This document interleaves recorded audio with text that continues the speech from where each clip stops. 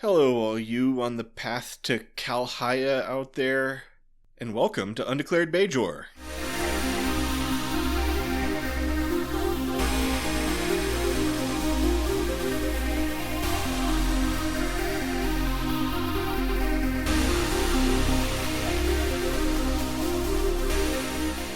This is Undeclared Bajor, the absolute best Star Trek DS9 discussion podcast. There you go. Confidence. On all 7 continents. No, some of those Antarctica podcasts are that really one they're good. doing at the South Pole Research Station sucks. Oh, Come at me, South Pole Deep Space Nine podcasters. that would be a hook right there. Yeah, I would actually listen to that. I bet podcasting would be a good way to fill your time when you're like in the Antarctic night or whatever. Yeah, sure. Gotta do something. Anyway, my name is Fletcher. About to say hello is Data. Yo. Today we're going to discuss Star Trek Deep Space Nine, Season 6, Episode 7, You Are Cordially Invited. Alternate title, The One with the Klingon Wedding. I mean, yeah. Very Friends alternate title, but yeah, okay. It's a very Friends episode, so... Yeah, yeah. Would you have rather I went with Parmok when the walls fell? Parmok and Dax at Tanagra. That makes too much sense. We will be discussing spoilers up through this episode, but not after this episode, so it is safe to watch along with us if this is your first experience with Star Trek Deep Space Nine. But I do want to inform you that the following Battlestar Galactica characters are Cylons. 1. Mechanic Guy. 2. Eye Patch Guy. 3. Al from Quantum Leap. And others. I mean, he's not Eye Patch Guy until like halfway through the series, so... He wore an eye patch, though. Yep. Anyway, You Are Cordially Invited originally aired November 10th, 1997. Coincidentally, November 10th is my brother's anniversary. Not 1997, though. No. He was quite a youngster in 1997. Yep. It was written by Ronald D. Moore, speaking of Battlestar Galactica. Right, yeah. And directed by David Livingston. And Sarah Lofted is in the episode. Is he? Is he really? I don't know, he has some good moments, I thought. So, spirits are high on Deep Space Nine, a week after the wormhole aliens erased thousands of Jem'Hadar ships from existence. Yep. Nobody seems too bothered at this terrifying display of power, even if it does come from beings whose understanding of and commitment to humanoid morality is highly questionable. I mean, honestly, I'd be more concerned about, are they going to keep doing that if thousands more show up on the other side? But, I mean, I guess they could put the minefield back now if they want. Yeah, that's another thing I was wondering is, like, did they put the minefield back, or what's their plan here? But yeah, Captain Sisko loosely explained baseball to them one time, so for now, we'll go on about our business aboard the station and not worry about the inscrutable cosmic horror dwelling just a few football fields away. I mean, it's probably fine. Yeah, it's probably all good. Almost certainly probably. Like, what could they do about it anyway? So, they'd have to, like, leave the station, so... Mm. And who knows how far the reach of the prophets is. But Captain Sisko narrates in a captain's log that Deep Space Nine has been made the headquarters of the Ninth Fleet, so let's put that on our fleet tracking there. Yep. Was that the fleet? Is that Admiral Ross's fleet? That would make sense, right? Hold on. I mean, Admiral would be around if that was the case, though. Right. The Ninth. They can't afford Admiral Ross and Martok. Yeah, Martok is around all the time now because he's in charge of the Ninth Fleet. It's all. They just spent all that money on that massive battle in the last episode. Can't afford too many guest stars, despite the fact that we have several guest stars in this episode. Yeah, he's not mentioned. There's no admirals mentioned in the article on the Ninth Fleet, actually. General Martok gets a mention, but... Well, Sisko contentedly drinks in the cheerful atmosphere on the promenade, and then heads to Ops to get back into the good old routine with Major Kira. Then, because Kira, mentions it almost as an afterthought, he meets with General Martok, the new Supreme Commander of the Ninth Fleet. Yeah. Lots of people want to talk to you, but one of them is waiting in your office. And he's like, I guess I'll start with that one. Yeah, and Martok is not super thrilled with the promotion, as he fears it will involve lots of paperwork.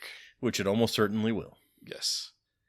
And he asked to keep Worf on as his principal intelligence officer. And Sisko's like, yeah, we don't need him. Yeah, it's like, whatever. I've never been clear what Worf's job is, so if you have a job for him, go for it. It's funny because it's true. Then Martok catches us up with Worf's storyline while weirdly eyeing Sisko's baseball, which Sisko quickly puts an end to. Yeah, there's a great note in here about that. Okay. It's J.G. Hertzler considers the scene where he considers picking up Sisko's baseball one of his favorite moments while working on Star Trek Deep Space Nine. He comments, that little moment was one of my favorites on the show. It's really about two actors playing with each other and has little, if anything, to do with the show. Technically, it could be called secondary action in terms of the method, but in this case, it was merely Avery and I having some fun with the world around us. Surely Martok had never seen a baseball before, and may have correctly identified the covering of the ball as the hide of some kind of animal. For all he knew, it could be a targ. But Martok was very curious about the markings on the ball and the way it was made. Meanwhile, they're talking about this attack on Cardassia or some such monumental topic, and distracted by a baseball. Sisko may have been afraid Martok might have thought it to be food and taken a bite out of it, or some such action. So we toyed with each other a bit, and that's what we ended up with. Nice. Okay, so that's what was going through their heads. Okay. Yeah. I like it. All of that was right there on the screen. Yeah, but they weren't talking about some monumental thing. They were talking about what's been going on with Worf. Yep. Which... like Sisko takes the ball right out from under him, and he kind of gives him this look, and it was great. Yeah. Oh yeah, very very nice. But yeah, so the two main topics in Worf's life right now are the wedding and his recent reunion and consequent reminder of the existence of his son Alexander. Yep. And now let's bring those two threads together. Down in a busy Quarks, Alexander tells Worf and Dax an amusing story of how he accidentally flooded a whole deck with superheated hydraulic fluid. That old chestnut. What happened to the people in there? Who knows? But we get one of the potentially darkest lines ever on Star Trek when he says it still smells like burnt dog hair down there. Yeah, I don't want to know what happened. Anyway, he's adapted quite nicely in his role of lovable, incompetent guy, but he's about to be reassigned to a new ship. He gets up to refill the blood wine, and Quark swoops in to bring up his apparent offer to host the Worf-Dax wedding at Quark's. I mean, I really think that Quark should think before he pushes this. Like, you've seen Klingon parties before, right? I mean, yeah. Quark generally does not enjoy when Klingons... come into his establishment, but Worf dreams of a grand traditional wedding on Kronos, but Dax suddenly suggests they do it this week in Quarks so that Alexander can attend. Worf puts up a minimal resistance, but then is like, nah, whatever. Dax is like, and you can invite all your friends from the Enterprise, and Worf is like, meh. But he does invite Alexander to be his Tai-Wee-On, the Klingon analog to a best man, the first of many Klingon equivalents to Earth wedding traditions we will encounter this episode. There's important equivalents to be had here. So it was a big apparent, question that people had at the time, like that none of the Enterprise crew gets invited to Worf's wedding, or Worf's foster family for that matter. Oh yeah, where's Nikolai? And so they tried to get them, the Enterprise crew, in actuality. I mean, the in-universe explanation is like the Enterprise is busy with Dominion War-related tasks. And sure, it might not have been safe for the Rozhenkos to travel to Deep Space Nine in such a volatile time. Sure. Also, the wedding was rescheduled and people only had 7 days notice, so it would be hard to, make the time. But the producers tried to get the Enterprise crew into the episode, but the only people they could get on such short notice were LeVar Burton and Jonathan Frakes because they had offices on the Paramount lot. And they decided that, no, this was an all or nothing sort of thing. So let's get those two guys who work on our show as directors. Yep. And apparently there's reference made to the fact that the Enterprise crew was not at the wedding in the Star Trek X-Men crossover comic, Planet X. Oh, good. Worf is visiting the Enterprise and apologizes for not waiting for them, saying they had no time due to Alexander having to leave shortly. And Captain Picard is like, oh no, yeah, we understand. And then the whole senior staff toasts Worf's marriage in a private celebration of their own shortly before the arrival of the X-Men. All right. I mean, the obvious, I've known plenty of people who do this. They do the at-home wedding and then also a location wedding. Sure.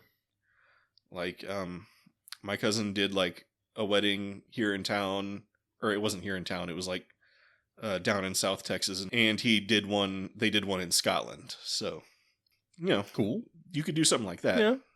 But I mean, I guess Dax doesn't meet the X-Men or something, since apparently it doesn't mention her being in that comics. Yeah, I mean, maybe she was busy, or yeah, they would obviously still be together at that point. So I mean, it would be weird for them to have like a party and a toast celebrating Worf's wedding if they weren't still together. Like that would be bizarre, actually. No comment. About future events.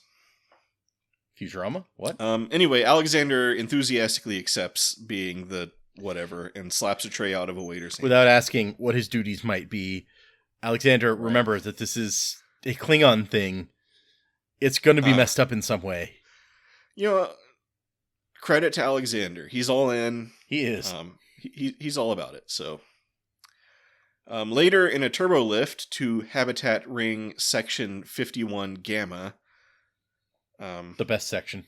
Right. Which I just note because this was, I think, 2 times we got Habitat Ring sections. And I forgot to actually write down the other one. But, Kira and Dax have a discussion about the wedding. Dax says moving the wedding up shouldn't be a big problem because Worf has every detail meticulously planned down to the color of Dax's shoes. And Dax also has no family she cares to invite. Apparently. And so, remember, when you see Dax's wedding dress, Worf meticulously picked that. Yep. But let's keep an eye out for those shoes. I want to know what color they are. They are boots, in fact. Boots that were too big for Terry Farrell, and she had problems walking in. But what color were they? Probably black. Aren't all like Klingon shoes black? Like, have we ever seen some that weren't? This must be resolved. But since Dax has been married 5 times already, she's perfectly fine letting Worf take the reins on this one. She's like, yeah, whatever. I've been through this so many times. It was like 3 times as a bride, twice as a groom. Yeah, it's convenient that, like, Jadzia has no strong feelings about her own wedding. And she's like, yeah, I'll go with it. Yeah. Convenient for Worf, anyway. Yeah. Well, as, Jadzia was all about the bachelorette lifestyle until meeting Worf, so... I mean, given some of the stuff we see in this party, she kind of still is. Yeah. Or in this episode, I should say. But and as she says, I think, pretty straight out in this episode, she doesn't really care. Yeah. As they walk down the corridor, Odo pops around the corner, then quickly veers his path away. Dax is confused and offended, but Kira explains, yeah, things got a little awkward when the Dominion was here, so we're avoiding talking to each other. Dax is like, wait, come on, dish. And Kira's like, no. You want to hear about the 3-day-long solid form bang session that he had with his changeling girlfriend? It's like, okay, never mind. Speaking of the Dominion, this may be the only good opportunity I have to transition to this note, which is one of my favorite notes from the episode. Okay. So there's a scene in the script that doesn't make it into the final episode where Starfleet members are cleaning out their quarters, which had been occupied by various, Dominion people. Uh-huh. And so Dr. Bashir's quarters were occupied by Weyoun, who was apparently fond of collecting various items and studying them in his quarters. These items included shoes, coasters, bits of string, broken bottles, power cells, picture frames, and chair legs. Now, Nog's quarters were in an even worse state when he got back. That's because they were occupied by Jake Sisko. Haha, that would have been pretty funny, actually. Yeah, no, see, I would love that. So meanwhile, in a room we've never seen before, but which seems functionally equivalent to the wardroom, Worf invites Martok, Sisko, Bashir, and Chief O'Brien to join him for the next 4 days in the Klingon ritual of Kal Haya, which he misleadingly pitches as the Klingon equivalent of a bachelor party. And Martok describes as a time of song, fellowship, and, quote, unbridled pleasures. I mean, I don't think that he's the one who says bachelor party. That's like either Bashir or O'Brien. Yeah, I think O'Brien said that. Yeah, and Worf's like, I mean, yeah, they're close to the same. Worf latched onto that, though. And I think unbridled pleasures is a straight up lie. Well, I mean, for Klingons, this is great pleasure. Yeah, sure. It's like, let our veins produce rivers or whatever. Yeah, it's one of their favorite things to do is like cutting themselves, usually on the hand through super thick gloves for some reason and ruining the gloves. Oh, yeah. Nitpick of the week. I don't even remember if that's how they do it in this episode, so that might not be appropriate, but... I don't think we see any cutting this episode, but... Yeah, you gotta keep the Brits happy. They don't like... bones cracking and they got their hands slapped that one time, so mixing blood. And now for the ritual of snapping neck bones. British are like, no. Sisko wonders what Dax will do while they're partying, and Martok says that Dax will be hanging out with his wife Sorella, who, as the mistress of a great house, must approve all marriages. Yeah. So they apparently like this. A lot of like that whole portion of the episode, Ronald D. Moore says this was his chance to correct an inaccurate impression that he himself had created over at Star Trek The Next Generation. He had unintentionally shoved Klingon women into the background, promoting the view that they were unimportant to the proper functioning of society, dating back to the 4th season episode Redemption, in which it was revealed that women cannot sit on the High Council. In subsequent Klingon episodes, women had virtually no role, and the whole society ended up appearing to be completely male-dominated, almost like Ferengi society. Moore was keen to rectify this, and as such, he determined that if men rule the council, women rule the houses. Ah, okay. I mean, it's still a little, I don't know, but... Especially since they've kind of established that women... have like equal standing in like the military and stuff. So yeah, it would be weird to be able to go up to being like, you know, a general or something in the military, and then they're like, well, but you can't like there is a glass ceiling and you are not allowed to move any higher than this. There's a transparent aluminum ceiling in the Klingon Defense Forces. Good. So they head down to the airlock to meet Sorella. And she shows up spitting a fire diss track at Martok, which he accepts with good humor. I mean, he's kind of into it, honestly. Yeah, it's true. Let's not read too much into that. But apparently, like J.G. Hertzler and Shannon Cochran, who plays Sorella, intentionally based their performance in the scene off of Benedict and Beatrice in Shakespeare's Much Ado About Nothing. Sure. I just like that she's always wearing a tiara. Well, yeah, obviously. She's the leader of the house, or whatever. Dax prepares to welcome Sorella by lighting some Varhama candles. Worf asks if they're real, and Dax brutally burns him with a sarcastic rant about the involved process of making Varhama candles. And he just kind of slouches. He's like, you could have just said no. I mean, she could have. It's true. Sorella shows up and immediately tells Worf to scram, and then she imperiously declares to Dax that even a Klingon lady would have a hard time getting her approval, so you as an alien pretty much have no hope. And Dax says she likes a challenge, and Sorella says, you dare challenge me? And then Dax goes into full reverse backpedal mode. That was clearly not at all what I said. I mean, geez, come on. But no, I like how after this encounter with her, Worf still apparently thinks that she likes him or doesn't hate him.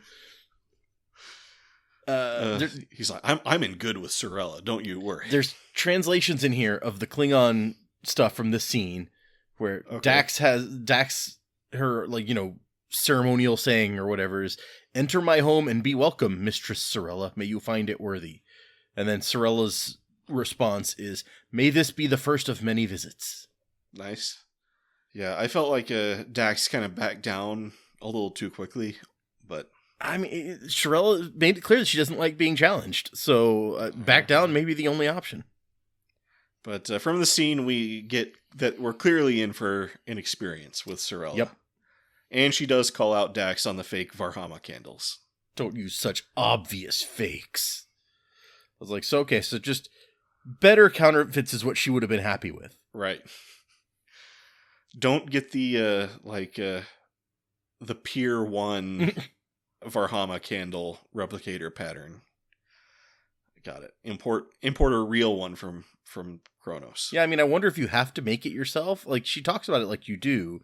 So, what if you bought one from, like, Klingon Etsy? Would she know? Yeah.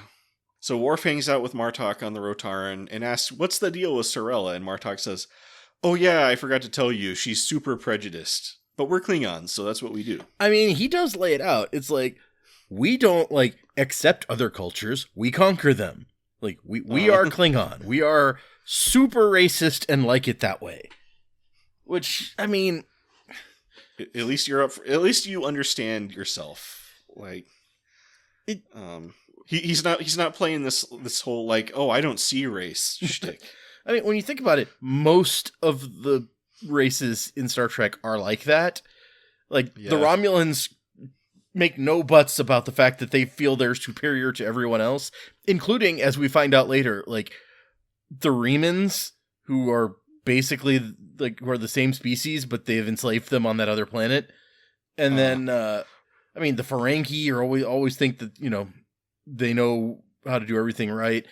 Basically, the Federation apparently is the only group that is like, you know, you can find strength in the diversity of these different ideas. Although that's not fair. The Xindi back in Enterprise kind of have the same thing going. And apparently, according to some canons, so do the Breens, so... Oh, right. I heard there's Breen stuff going on in Discovery. I don't interesting. know what the details are, but they have... I heard they've been fleshing out the Breen. I literally know nothing else. Might have to read up on that. So, Worf is like, "Well, you should speak up for Dax." And Martok says, "No thanks." And he's like, "I don't want her to think I'm, like, stepping on, like, the thing that she's in charge of." Sure. And Worf's like, "Oh, maybe if I talk to her." He's like, "I don't know if that would be a good idea either. She doesn't like you." Right, yeah. He's like, she's not a big Worf fan. But don't worry, she's accepted that there's nothing she can do about you being in the family. Yeah. To which Worf says, "How comforting," which somehow Martok thinks is the funniest joke he's ever heard. He's just really trying hard to, like, change the tone of the conversation at this point. Then everybody shows up at the Hollow Suite / cave set for the Kalhaya. And signs of a bait and switch soon become evident. I love the, like, questioning of Alexander and him being like, "What the... Well, how would I know?" Right. Freaking racist Bashir over here. What, just because I got head riches means I know all about Klingon society? Check yourself, Bashir. First, everybody is issued mastakas, clubs that they will use to attack Worf and Dax when the wedding is over. Which, it makes complete sense once you see the whole episode, because by the time that the wedding comes, you really want to attack Worf. Right. Sisko also rightly checks to make sure that this attack is supposed to be non-lethal. Yeah, no, that is a good first question. Yeah, that's totally valid. And then Alexander goes to a table of food and gets ready to chow down, but Worf admonishes him that food isn't for eating. It's for tempting them into breaking their 4-day fast. Part of the deprivation trial of the Kalhaya. Other trials include blood, pain, sacrifice, anguish, and death. All good stuff. Yeah, those are some unbridled pleasures, all right. Really, if you're going to have a big table of food, you got to tell people before they start trying to eat it that you're not allowed to eat it. And then Dr. Bashir is like, "Sounds like marriage, am I right?" And that's not a dumb joke that I came up with. That's an actual line from the episode. Oh, yeah. And then O'Brien's like, shut up. Yes, like, what do you know? You're over there, like, banging Dabo girls left and right. Just living his best life, my man. Jake shows up to Quark's with the good news that he sold a book, presumably a compilation of all those stories that Wayun intercepted. But sold is just, a metaphor. Right, yeah. Sold as a figure of speech, which allows Quark to get in a sick burn. Which, there are a lot of sick burns this episode. I think Ronald D. Moore was kind of feeling sassy when he wrote it. There you go. But Jake wants to tell his dad, but he's sealed up in the Hollow Suite. It's a Klingon bachelor party. Use your imagination. Which sets up the gimmick of use your imagination, then we see what's really going on. Yep. So, what's really going on in the Kalhaya is that Alexander is passed out. Bashir suggests turning down the heat, but the Klingons are all incensed at this, even Alexander, who says, stoke the fire.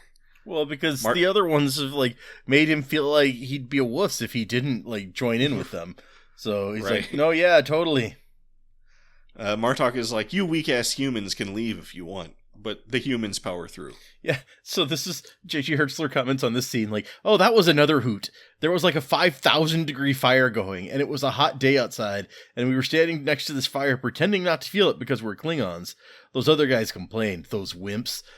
Colum and Sid hanging from their little fingers over the fire. Wimpy boys. Wimpy boys. Yeah, Martok starts a round of singing. Bashir, O'Brien, and Sisko make peace with the fact that the unbridled pleasures are never coming. This is the unbridled pleasure. Just get on board. Meanwhile, Dax performs the ritual of chanting while holding burning buckets, which is not up to Sorella's exacting standards. This is a hell of a ritual. Sorella makes a big speech about how much Dax sucks, so Dax starts the ritual again defiantly. Then later, Dax does the challenge of reciting the saga of the women in Sorella's family, but adds many unwelcome historical footnotes. Yeah. Including the fact that one of Sorella's most venerated ancestors wasn't really her ancestor. I mean, okay, look. I understand that Klingons are not the most scholarly group that we know of, right? But this happened, way before, as far as, because we know from Enterprise when contact with the Klingons happened and the Federation. Or they weren't even the Federation then, but the humans.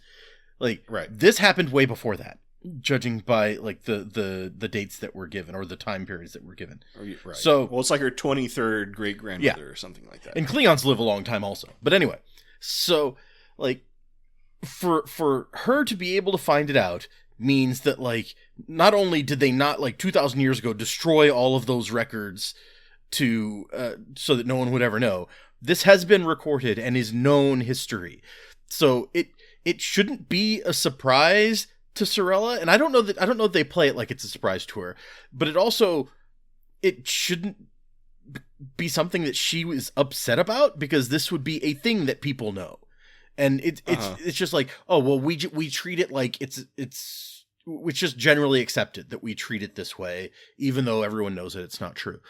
But instead, she gets Dax brings up this historical fact, and she gets all pissy about no, shut up about that. And I don't think that it actually makes any sense. Yeah.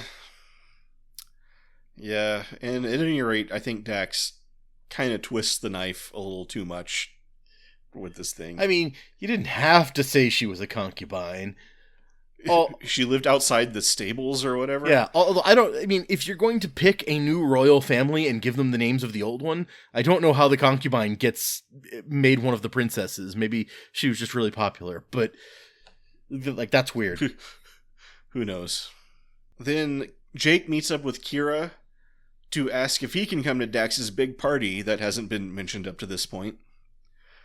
Kira says yeah, and bring Nog too. But what's a party without Jake and the Nogginator? Am I right? Then they see Odo, who immediately does his veer away thing again. And then they see the Kalhaya group on their way back from a bathroom break or something. And then once again, it's like, just imagine what crazy stuff they're up to. I mean, you guys clearly know nothing about Klingons. And then, so then it's time for the trial of blood. Let rivers flow from our veins. Who will be first? Sisko, Alexander, and O'Brien sneakily back off, leaving Bashir to do the honors. It's such a cartoony moment. Like, literally a scene you've seen in many cartoons.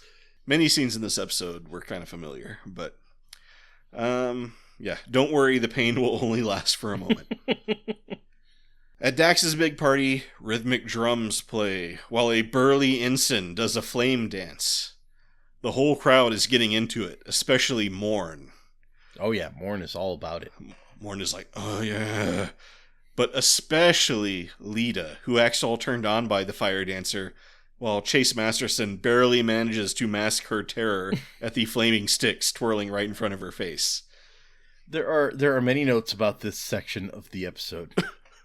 Oh, good. So, first of all, somebody notes here. Hold on, let me see. I guess I'll get to it. But so it says, to ensure the right level of energy for the party scenes, director David Livingston literally staged an actual party, including live music. He did this because it meant the actors had to shout on set to be heard, which added an air of realism to the scene. As he explains, with that drumming in the background, they had to be more active. They had to deal with it.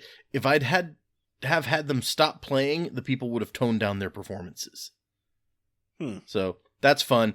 He also notes that he says, the party scene I think everybody was afraid of because it was so daunting, and I went into it saying, this is a great challenge, because traditionally, party sequences on Star Trek end up not being very interesting. It just ends up being a bunch of people standing around talking, but the writers infused it in the writing with a certain amount of energy by having a fire dancer, and I said to myself, I've got to bring that same visual energy and excitement that they put on the page. Otherwise, it's going to be like other Star Trek parties and not have any energy to it.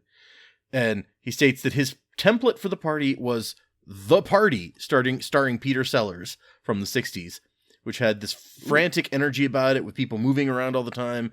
And you have somebody that walks bringing you from one scene to another that's taking place. So it's like a big continuous thing. Nice. It did have some pretty good energy compared to other Star Trek parties. Yeah, no, I agree that it feels unique. Also, we find out that fire dancing guy, he's from the USS Sutherland. Yes. And Dax got him here because Captain Shelby owed her a favor.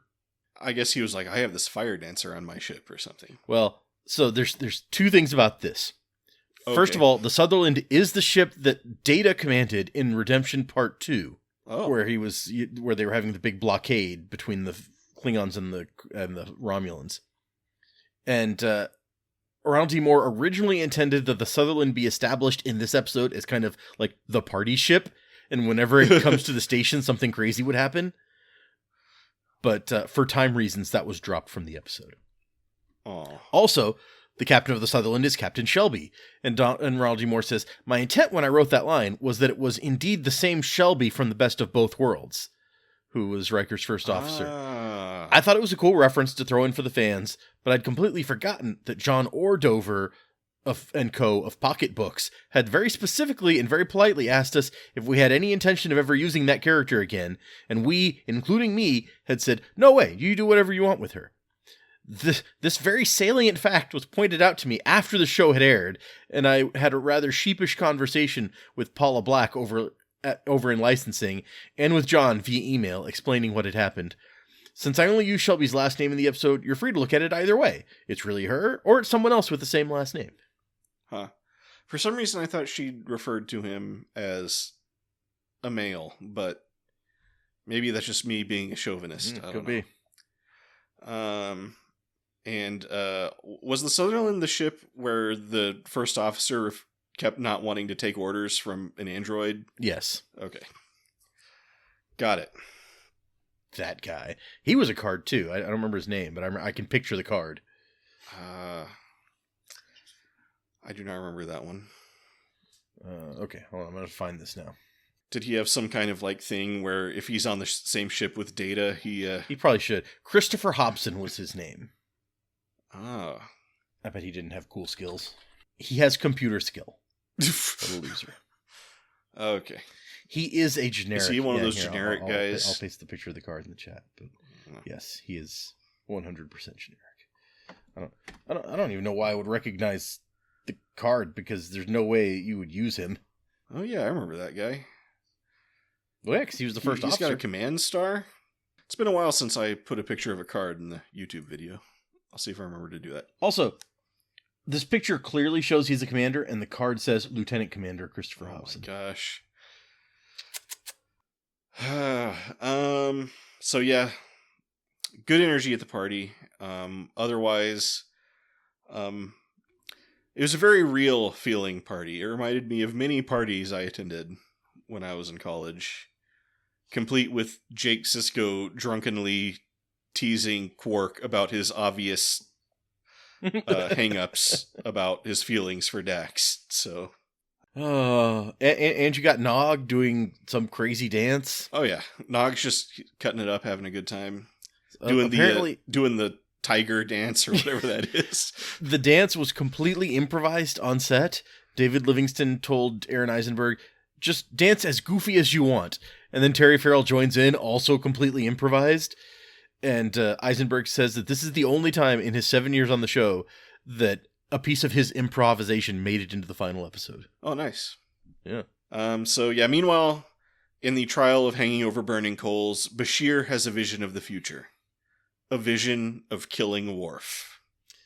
And O'Brien likes the sound of it. Yep, there's a note on this scene also. Oh, good. David Livingston had originally intended for the scene where Bashir and O'Brien discuss killing Worf to be shot as one long take that starts on their feet and then tilts upward before finally moving in for the two-shot. Ultimately decided against it because it would mean that the actors had to genuinely hang from the rail for the entire duration of the take. That's funny, because when you said that, I was like, isn't that what the scene was like? I could have sworn it was one continuous tilt-up shot, but... Because I was even wondering, it's like, are they, like, actually hanging on that thing, or... Yeah, I didn't read this before watching, so I didn't specifically notice that part of the episode. Huh. So, yeah, then Odo shows up to Dax's party after getting a bunch of noise complaints and a report of a fight. But Kira explains that Morn and a Bolian got into a fight, but as you can see, they've worked it out and have rechanneled that aggression into a friendly moshing session. I mean, yeah, they're moshing it up and having a great old time. Yeah. See, that moshing solves all of life's disputes or something. I don't know. You can also see Kira here wearing the bracelet given to her by Kenny Gamore. Oh, she's talking to Odo here, and I assume at other points during the scene.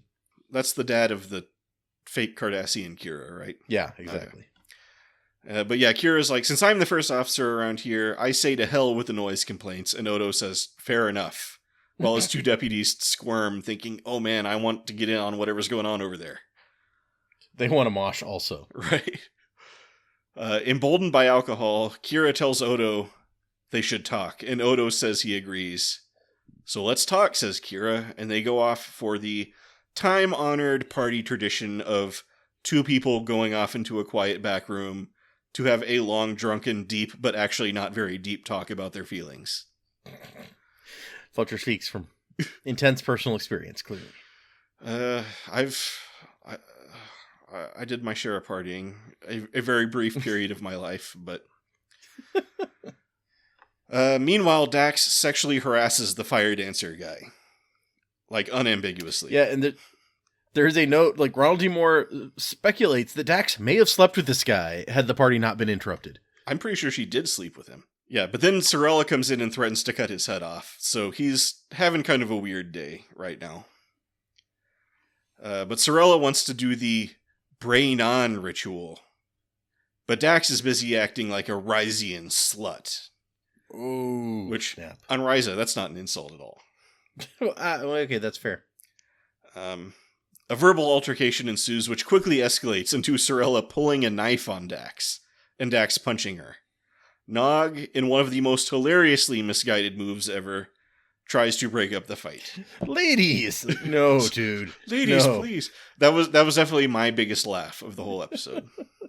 So, the notes, the translations of the Klingon that happens here is Dax says to Sorella, Turuk Do, which is a particularly vile Klingon curse. Ooh. And then Sorella pulls her knife in what is apparently an extremely normal reaction to that particular insult.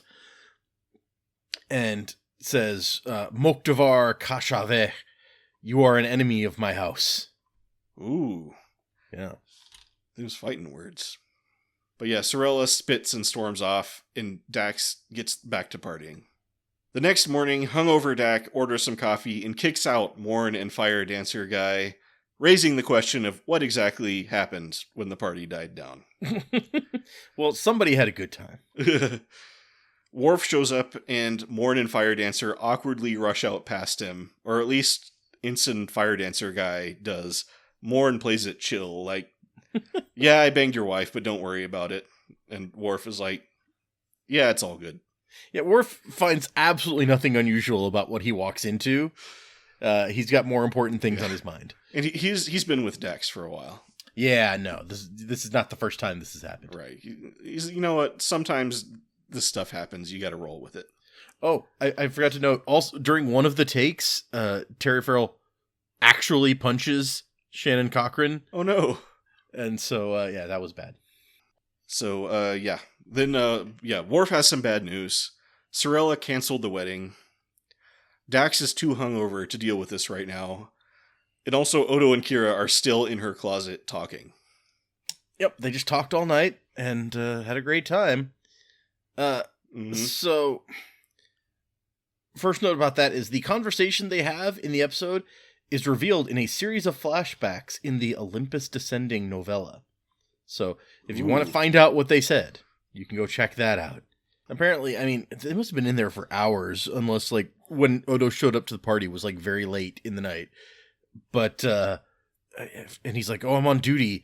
It's like, do you not have to regenerate, my guy? Like, oh, yeah. How come Odo's not, like, a pile of goo right now? Yeah. Maybe he just did, like, regenerate in the closet. He just kept talking. And Kira just sat around in the puddle or whatever. So, neither Nana Visitor nor Renee Auberjonois were happy with the resolution between Kira and Odo that was presented in this episode, i.e. off-screen. Yeah. Ira Stephen Bear was also unhappy, admitting that was a bad mistake. But the reason that this scene was done this way is kind of interesting, because it was a last-minute rewrite, and there was no time to come up with anything else. Ronald D. Moore had a completely different plan for how this was going to go. So, Originally, in this episode, Odo was going to, like, lock himself away and refuse to mingle with anyone else because he was so shaken by, like, the stuff that he did in those previous episodes. And he's like, he's going through, like, a crisis. Like, what am I doing? Where do I belong? Look what I almost did. And so he shows up at the wedding to make an announcement. And he basically says, like, I've decided I can't be friends with any of you anymore because you clearly cannot trust me. So I just need to go my own way. I'll do my job, but that's it. There's nothing else. Like, that's all that our relationship is ever going to be. And then he, like, takes off.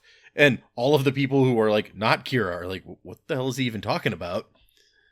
Uh-huh. And then Odo, like, was going to be played differently for the rest of the season. Like, he was going to spend a lot of time, like, trying to stay away and, like, be separate from the others. And so, at the last minute, Ira Stephen Bear, Hans Beimler, and Renee Auberjonois come up to Moore, and they're like, okay, we're concerned about this. Like, we see what you're setting up here. And Renee Auberjonois, like, actually strongly feels that, like, having Odo be alienated is not the right move. But they're like, we want to know what, like, the end game is. So this is clearly the beginning of some sort of storyline for Odo. We get that. We're not sure we love this development for Odo, but we're willing to hear you out. Like, what is your plan for this Odo arc? Like, where is it going? How do we eventually, like, where does it take Odo? How do we eventually get him back to a place that we want him, and so on and so forth? And the problem is, Moore did not have a plan for where it was going to go. He had not thought that far ahead. So, at the last minute, that whole thing was dropped. And they're like, okay, we need to, like, wrap this up somehow and do something else. And so there was no time for Moore to write, like, a deep scene where Odo and Kira have, like, the resolution they need. Uh-huh. And after the fact, he's like, look, I know Nana and Renee didn't like it, and some of the fans don't like it, and I don't like it. It's just one of those things that we had to do because we were out of time, and we felt that we had to do something so that it didn't seem as if we hadn't touched on it at all. So, yeah. It does, I mean, we played this game with Odo and Kira for, like, the last at least 3 episodes, maybe more than that, honestly. It does feel a little bit like, now it's fine. Like, yeah, it feels like Odo had a brain fart, and let's just, like, we don't know what to do after that, so let's just kind of, like, back up. Yeah. Where do you go after Odo was just, like, casually willing to let, like, the whole Alpha Quadrant be massacred or whatever? So Worf tells Dax to go beg Sorella for forgiveness. Just suck up your pride and get it over with so we can begin this deep spiritual journey. But Dax says she's not on a deep spiritual journey, she just wants to get married. So go back to bleeding and hanging over hot coals and whatever, and then let's just go get married in Sisko's office. Or have the same big wedding in Quark's, but with Sisko officiating, because literally all the guests are people we invited, and they don't give 2 shits about Klingon customs. Yeah, that was my thing. It was like, does she have to be part of Martok's house? Like, right. That's the only, as far as I can tell, that's the only difference that it makes that Sorella doesn't approve. It's like, oh, you can't join the house with us, which maybe means that, like, their kids wouldn't be members of the house. I don't know how that would work. Maybe Worf would have to get kicked out or something. I don't know. But yeah, I mean, you know, you haven't even been in his house all that long. Even if you would have to get kicked out, like, you've gone before with it not being a big deal. So, I mean, I guess it was kind of a big deal to him. But right. It does feel like you're letting this woman decide a little too much, given that she doesn't even like you. And she's still going to be like, I decide who you marry. Also, I have to say that I cannot believe that in the Klingon society we know, there is not some way around or to challenge the disapproval of the woman who leads the house. Because there's always a way to fight somehow and resolve things. Yeah, I mean, what problem in Klingon society can't be solved with a sword fight? Yeah, like, let Dax sword fight her. I'd like to see that. I feel like this is the first time we've ever seen a problem in Klingon society where it's like, no, the only solution is kissing ass. Like, that doesn't feel Klingon to me. Yeah. Yeah, Worf is clearly hurt by these things she's saying. And he says, maybe we should go on a break. And Dax says, yeah, fine, maybe we should. And Worf leaves Dax while Dax stands there about to cry, and Ace of Bases Don't Turn Around starts playing. And nice emotion there from Terry Farrell. Yeah. If I do say so. Not only upset and, like, on the verge of tears, but still hungover. Right. It's impressive. And kind of also just pissed off. Yeah. Like, yeah. Good, nice, like, layers of emotions going on there. Yeah. Bashir and O'Brien show up to Quark's and learn that the wedding is off. And you know what that means. Food time. So Quark goes to get the menu, which I assume literally just says, just tell me what you want, because it all comes out of a replicator. Yeah, right. I mean, there was a scene, or I mean, later where Quark's like, "I can give you a replicated version, or you'll have to wait for the fresh." And they're like, "We'll wait." So yeah, I don't know. Yeah, I guess he does. I guess he has a kitchen back there. I don't know. We just never see it. Yeah, or something. Who knows?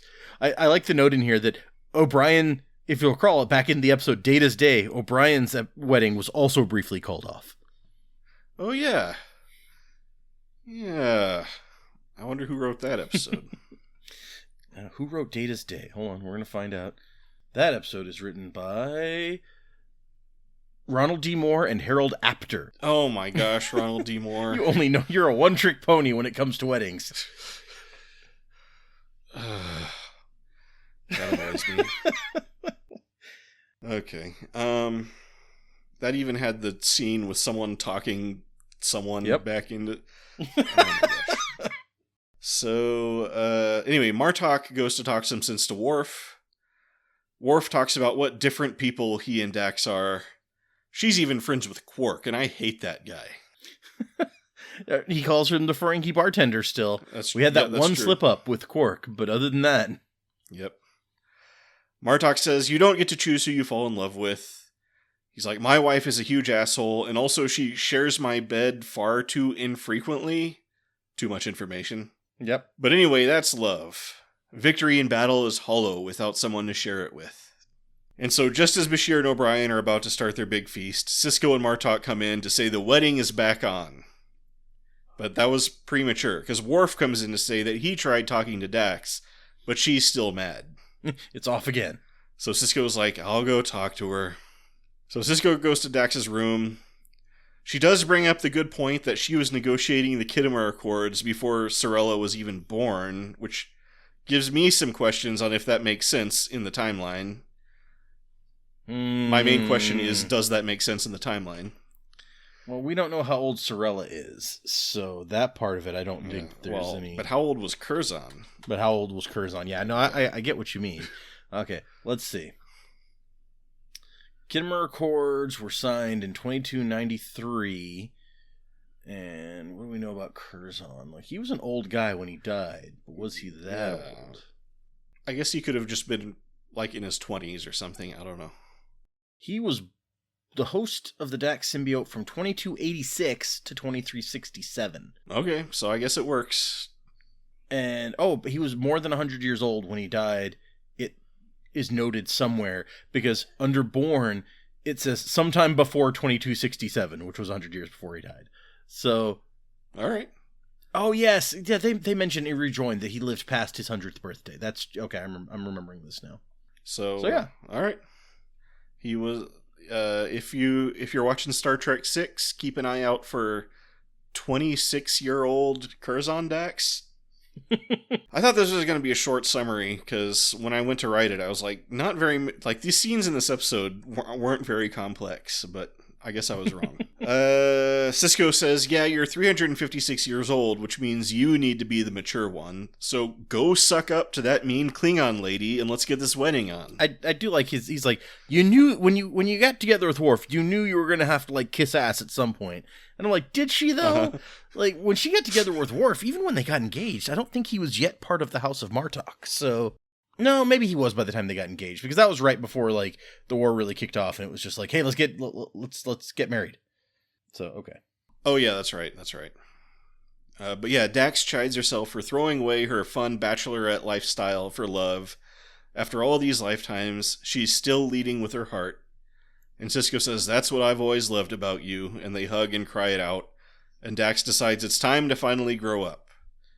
Which was a nice little scene of role reversal. Yeah, and I'm glad that they acknowledged finally, because one of my main complaints several times before now has been the episodes where she's just like, I'm in love with this person and gonna throw away my whole life because of it, out of nowhere. And right. And she's like, yep. I want to go live on the disappearing planet. Yeah. For 90 years or whatever. And they're like, and she's like, yeah, I still lead with my heart. And I'm like, okay, well, at least they said it. At least somebody is acknowledging that she makes stupid decisions because she randomly falls in love with people. Okay. Yep. Normally at this point, we'd have a scene where Dax goes to Sorella and makes a big speech standing up for herself and declaring her love for Worf or whatever. No time. Yeah, we're just going to skip past all that and get right to the wedding. So Sorella gets up on stage and recites the legend of the creation of the Klingon heart and the second heart so that it wouldn't be alone and so on. I think it's a good legend. I actually appreciate that they took the time to just like do this. Sure. Yeah, it was definitely a higher effort wedding than we usually get on Star Trek. So, Worf and Dax come out to play their parts in the story, and when Dax showed up, I was only focused on one thing: what color are those shoes? Yep. Anyway, they do a fake little sword fight, and they do their I do's and kiss the bride, etc.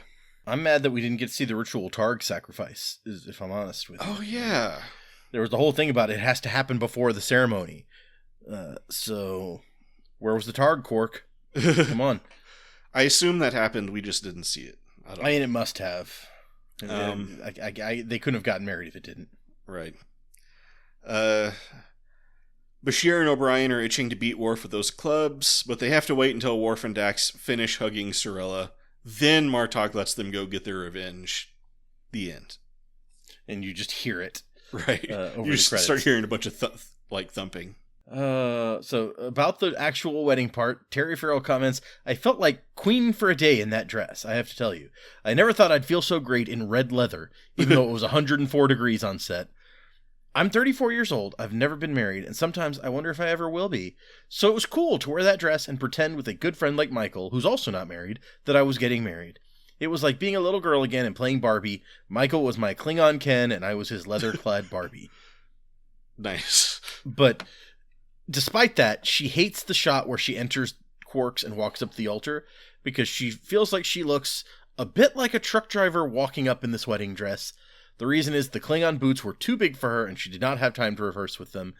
And during the shoot, she thought she'd covered up her discomfort, but when she saw the completed shot, she realized she had not. I don't know. Big boob window makes up for a lot. I didn't notice it. So true. So true. Maybe that was like a director choice. It's like, whoa, this walk looks no good. Cut a big hole in her dress. That'll fix it. Women don't watch this show. Terry Farrell would go on to wear the costume again in 2014 at the Star Trek Las Vegas Con. I mean, she says it's hot, but I bet it breathes really well. Ooh, with the big hole. Yeah. A lot of air in. Yeah. Oh, did she ever get married? Now we have to look this up. I swear I've heard her talking about having kids at least. She was married to Brian Baker from 2002 to 2015 and Adam Nimoy from 2018 to 2022. Oh, okay. I feel like we've talked about her being married to Spock's son before, and maybe I'd just forgotten. I do not remember. Is Adam Nimoy Yes. Spock's son? Okay. So you got more notes? Yeah, sorry, I was reading up about her first husband, Brian Baker, because I was curious now. Apparently, he's best known for his recurring role as a trench-coated salesman in Sprint's television commercials. Sprint, huh? Yep. The famous trench-coated Sprint guy. I don't know. Also, he appears as Representative John Tandy on the television series The West Wing. I also like that the note on his personal life is that he lives in Hershey, Pennsylvania. He was married to Terry Farrell. They had one child. They got divorced. Currently in a long-term relationship with violinist-composer Susan Volz. So there you go. Oh, I hope they're very happy. Yeah, good for them, I guess. Let's see. A Swedish couple were inspired to have a Klingon-themed wedding by this episode. So hopefully it was done exactly the same way, but in Swedish. Paramount's promotion of the episode included an invitation, which noted Paramount cordially invites you to bear witness to the exchange of nuptials between two Star Trek series regulars for the first time in Star Trek history. Wow, really? So screw you, O'Brien and Keiko. Right. At least one of you was not a regular. Uh-huh. This episode marks the first and only appearance of the modified Next Generation dress uniform before the adoption of dress whites in Star Trek Insurrection. Ah, yes. I was noticing Nog's uniform. I was like, that looks kind of out of place now, but there you go. I like that they had to design a whole new dress uniform, and it got used this time. The chime in Worf's room is the same as Picard's chime in his ready room in The Next Generation. Makes sense. And minor spoiler for the future, but this episode marks the final appearance of Alexander Rozhenko on Star Trek.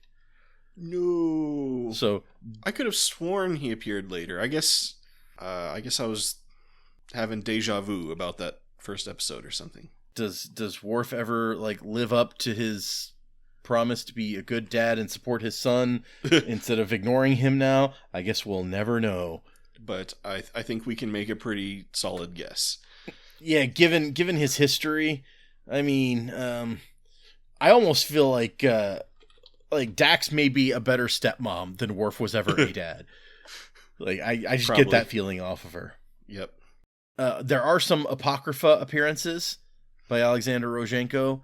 So in one novel, Worf comes back to oh, never mind. That would be a spoiler for how this series ends. Oh, okay. Never mind that part. Let's see what else. Worf leaves. What? In Star Trek Online, set in 2409, players of the Klingon Defense Force faction encounter Alexander on Rurapenta, where he's imprisoned while attempting to discover a conspiracy against the House of Martok. Ooh. Yeah. Apparently, he eventually discovers that the House of Torg, whose members include the Warden of Rurapenta, were the masterminds of the conspiracy. But my favorite one is from the Star Trek ongoing comic series published by IDW. Uh-huh. Alexander, frustrated with Worf's seeming ignorance of him, joins Kahless II's god-killing cult and pits him against his father and other Starfleet members. Nice. Ultimately, Worf is able to rescue his son, but is left with a bitter frustration. Does he have to, decult his son? I guess. His story continues in the Sons of Star Trek comics, as he, Jake, Sisko, and Nog are transported to an alternate universe by Q Jr. to help put their problems in order. Huh. So, spoiler for the episode of Star Trek Voyager where Q has a baby, but... So, to put whose problems in order? It is unclear. The antecedent of that pronoun is unclear. Okay. I was like, put their own problems in order? Put the universe's problems in order? Put Q Jr.'s problems in order? Yeah, it could have been any of these things. I mean, apparently this is relatively new. When I Google it, it says Star Trek Sons of Star Trek miniseries coming in 2024. So, This is all new stuff. Nice. Yeah, we need to do some reviews. So what do you think of the episode You Are Cordially Invited? I'm sorry. I'm going to have to take a step back because I Googled Sons of Star Trek to find out what, the comic was about. Uh-huh. And the thing that came up was the Sons of Star Trek issue 2. So I missed whatever the first issue was about. But so Jake, Nog, and Alexander find themselves stuck in a never-ending loop of being blown to smithereens aboard the USS Avery, which, come on, that's such a clear, Avery. Anyway, and then revived by Q Jr., who insists he's helping them learn some lesson unbeknownst to them. Amid the attack from the Breen, the Avery crew and their strong-willed bureaucratic captain, Scrane Ducat, refuse to listen to the trio's musing about an alternate universe. And then, sure enough, the picture the cover of the comic book appears to show Captain Scrane Ducat. You've got Jake, Sisko, and Nog wearing Starfleet uniforms. Alexander is in a blue Starfleet uniform. He appears to be helping Tuvix. Huh. And then I'm pretty sure the woman on the bridge is Tandy Newsome, the actress who plays the voice of Beckett Mariner on Lower Decks, and is actually, they've announced at San Diego Comic-Con that she is going to be writing the new comedic Star Trek that they're going to be producing. Oh yeah.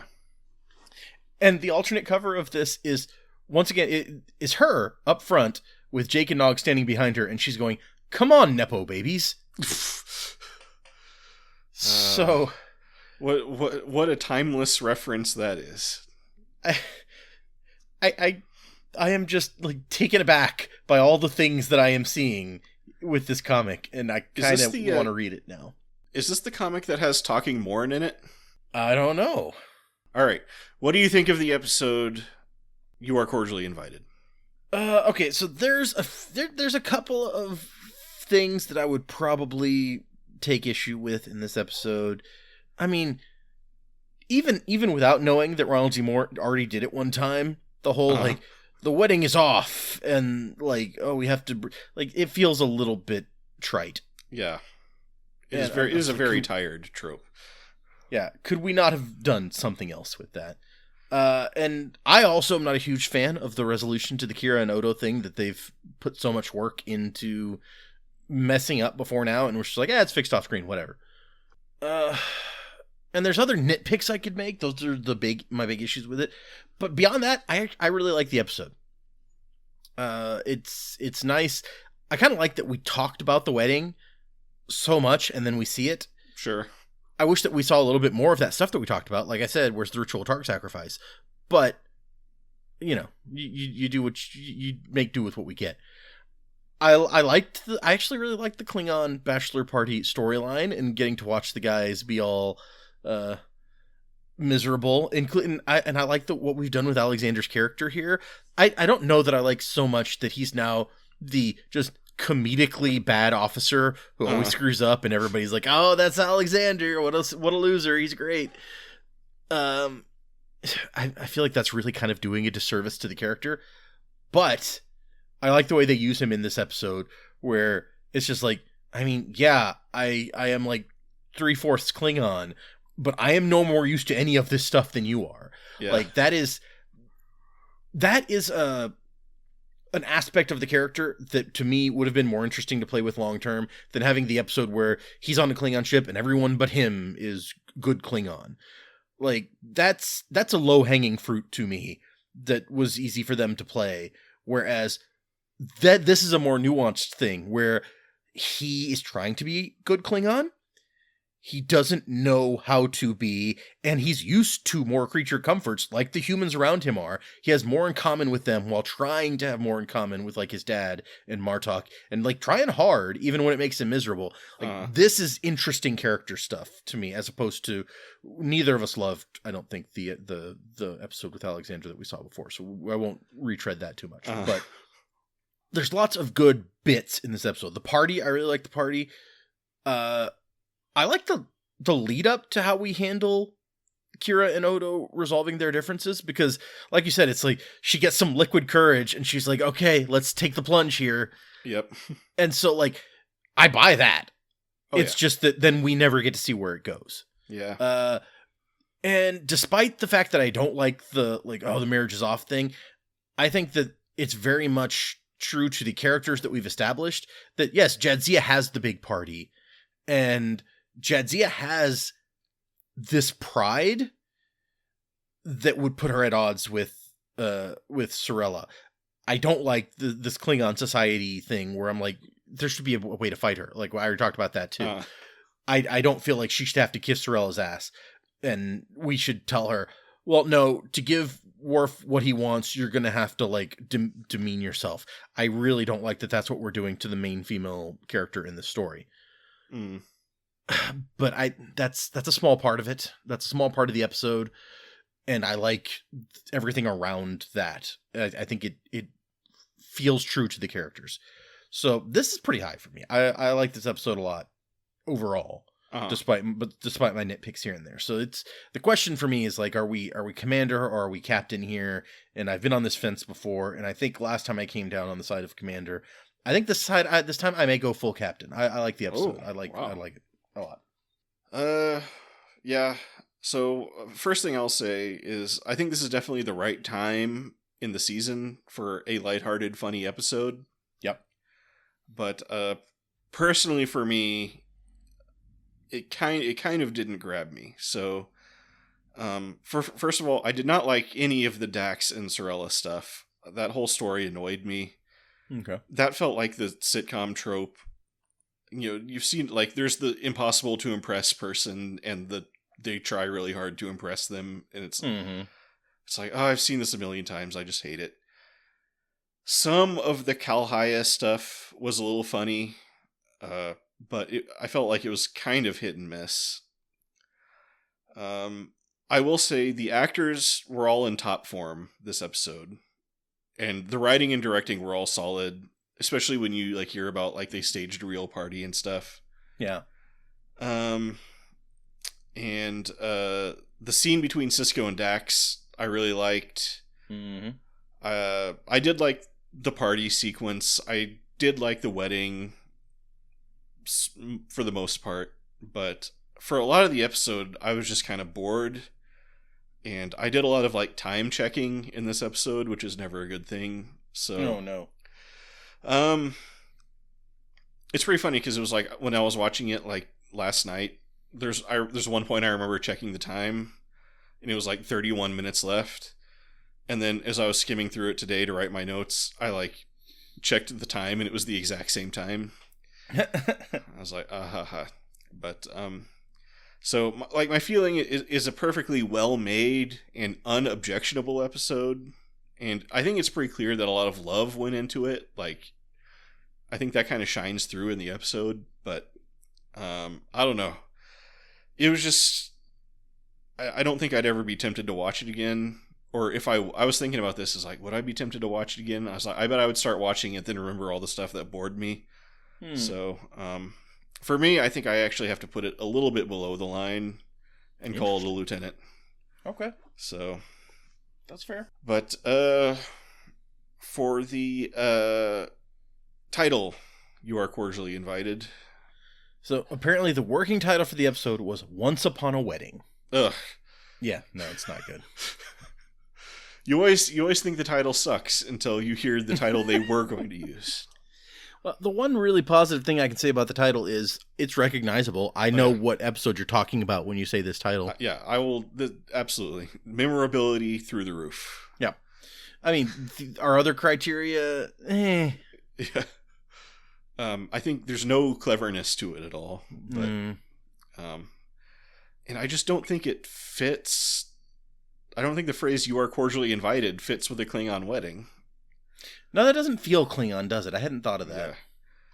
Yeah. They should have come up with, like, "you are cordially frumacht" or something like that. Your attendance is required. It's like, attend the wedding or die. So, yeah. I mean, it is what it is. But, yeah, not really much to say about it. We better wrap it up soon, because... Yeah, we're going long. Yeah. Anyway, but yeah, that's our discussion of You Are Cordially Invited. Thank you for listening. If you like that one, maybe you'll like our discussion of Looking for Parmok in All the Wrong Places. A nice bookend type situation. Yeah. Which you can find wherever you're listening to this. If you want to leave us a comment, you can do that on YouTube. If you're listening in the future, maybe even future episodes are available. Who knows? Check them out. Check out those great future, like Dax and Worf's 1-year anniversary episode. That was great. Oh, yeah, for sure. Dax, I mean, those scenes of Worf and Dax in the series finale were just beautiful. But we'll get to those. Yeah. I mean, don't want to spoil their anniversary where they return to Ryza and they meet up with that same group of terrorists or whatever. They really fixed all of the problems that one episode had. I felt like that was a really good course correction they did. Yeah. It really redeemed that. So. Yep. But yeah, my name is Fletcher. About to say goodbye is Data. Adios. We look forward to seeing you next week. But remember, you're not ready for paradise yet. And may rivers flow from our veins.